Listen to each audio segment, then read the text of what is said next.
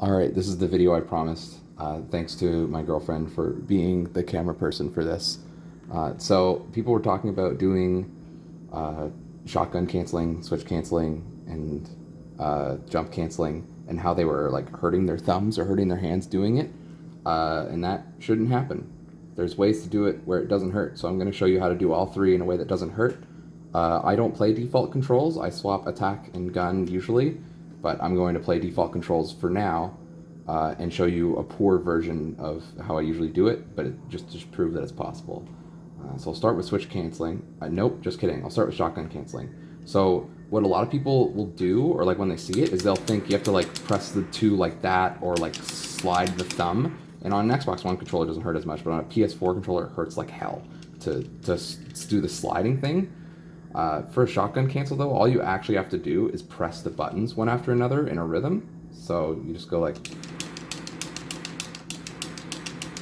and it works just fine. This is obviously easier when you're playing, because the buttons are closer together when you're playing the modified controls. But on default controls, all you have to do is press them one after another like that, and it's just like an even rhythm. So like it's like that. So nothing crazy there. Switch canceling. I did hear someone say once that switch canceling was hurting their hands, and I'm like, how? There's no way it should hurt your hands. It'll be great. Watch this.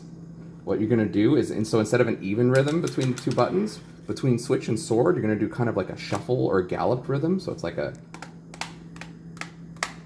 this.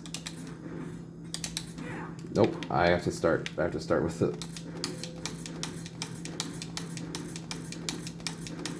and that's all.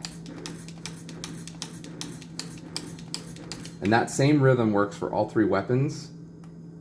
Kind of. You have to slow it down a little bit for Cerberus, but mainly it works the same. Now the last thing, jump canceling. This one, I'm really bad at doing it on default controls, but it totally works. What you're going to do is you're going to roll your thumb.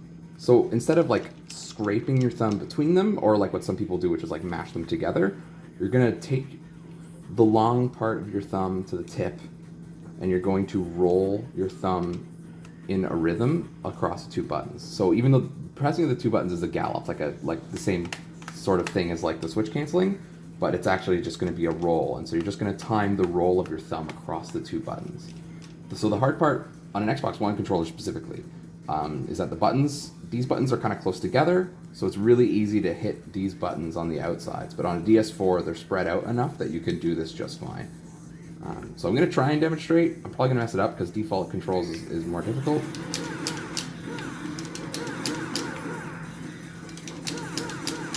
That one was better.